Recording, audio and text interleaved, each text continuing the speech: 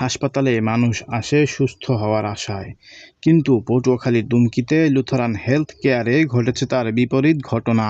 Lutheran health কেয়ারে মা ও শিশু বিষয়ক ডাক্তার তাহিরা মোর্তজার বিরুদ্ধে ভুল চিকিৎসা প্রদানের অভিযোগ উঠেছে।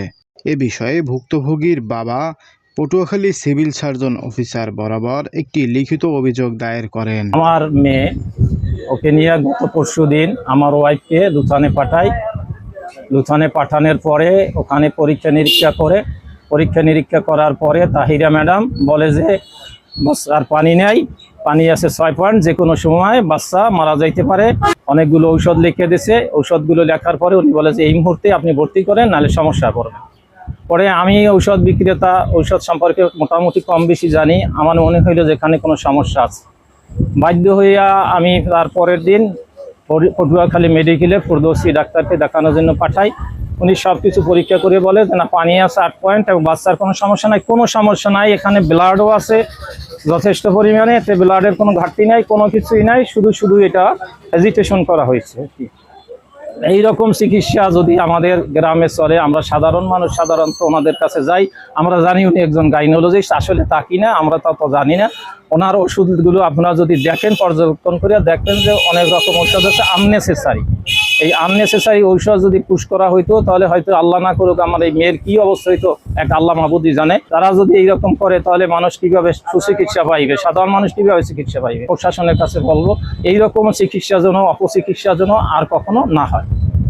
জানা যায় এর আগেও তিনি একাধিক রোগীকে ভুল চিকিৎসা সেবা প্রদান করেছেন, যার ফলে রোগীরা মারাত্মকভাবে ক্ষতিগ্রস্ত সহ মারা যাওয়ার ঘটনাও ঘটেছে। এটা আমার মামির সাথে তো হয়েছে। আমার মামি এখানে গেছে, যার পর তার বিভিন্ন সমস্যা ছিল, তাকেও যে এবং আরেকটা বিষয় হলো যে আমার মামি ওখানে গেছে, যাওয়ার পরে তাকে বলছে এখন টাকা নাই তার কাছে, বলছে এখনই টাকা জোগাড় করেন, টাকা নিয়ে আসেন নাই কেন? তারপরে আমি ওষুধ বিক্রি করি, কিন্তু সেই ওষুধটা আমি বিক্রি করতে পারিনি তার কাছে, এবং আমার কাছে সে 2 দিন বেড়াইছে কিন্তু ওষুধ বিক্রি করতে পারিনি। সে ওখান দিয়ে চাপ দিয়ে ওষুধ কিনে তাকে ইনজেকশন দেওয়ার পরে তার অ্যালার্জি বেড়ে যাওয়ার পরে তাকে ঢাকা নিয়ে গেছি। ঢাকা নিয়ে প্রায় 7-8 দিন চিকিৎসা করার পরে শ্বাসকষ্ট হয়ে মামি মারা গেছে। আমি লুথানে চিকিৎসা করাইছি, ভুল চিকিৎসা দিয়েছে। চিকিৎসার পর আপনার যে ওই বেলাডার কাইটে ফেলাইছিল, তাহিরা ম্যাডাম, লুথানে তাহিরা ম্যাডামের দেখাইছিলাম। বকছি আপনার যে 2 মাসের মতো, এই 1.5 লাখ টাকার মতো খরচ হয়ে গেছে। আমি এত টাকা, এই যে আমার এত টাকা খরচ হয়েছে, আমি বিচার চাই, আমার এই ক্ষতিপূরণ চাই। মোটামুটি সুস্থ আর কি, মাঝে মাঝে ব্যথা করে। ভুল চিকিৎসার কারণে আমার পার্শ্ববর্তী গ্রামের এক নারীর মূত্রথলি কেটে ফেলছে, লক্ষ লক্ষ টাকা তার ডোনেশন হয়েছে। আর একজনের চিকিৎসা দিছে, সেখানে সেই শিশু মারাই গেছে। আবার গতকালকের এক মা গর্ভবতী মায়ের চিকিৎসা দিয়েছেন, সেখানেও তাকে ভুল চিকিৎসা দিচ্ছে। আল্লাহ রহমানুর রহিম দয়া করছেন, ওনারা যদি ওই চিকিৎসার উপর নির্ভর করতেন, ওনারা কিছু লেখাপড়া জানেন বা ওনাদের নিজেদের মেডিসিনের ব্যবসা আছে, সেই হিসেবে তাদের দৃষ্টিকটু লাগজে দিয়ে অন্য জায়গায় ডাক্তার দেখাইছেন, যার কারণে আল্লাহ রহমানুর রহিমের দয়া ওনারা বেঁচে গেছেন। তারাও ভুল ট্রিটমেন্ট করছে, তার প্রিসক্রিপশন আছে, ওই ওষুধ যদি তারা প্রয়োগ করা হয়তো বা তাদের হায়াত না থাকলে মা ও শিশু উভয়ই ক্ষতি হইতো।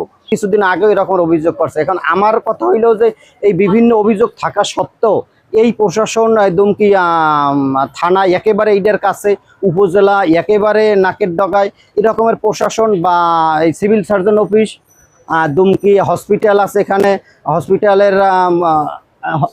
হসপিটালে টিওস আছে শাহিন স্যারে, এই এত কিছু প্রশাসনিক কর্মকর্তা থাকা সত্ত্বেও এদের নাকের ডগায় থাকার পরও এরকমের ডিগ্রিবিহীন একজন ডাক্তার এখানে চিকিৎসা করে, এরকমের ভুল চিকিৎসা দেয়। আমি এর একটা পরিত্রাণ এবং আমি এর সুষ্ঠু বিচার দাবি করছি।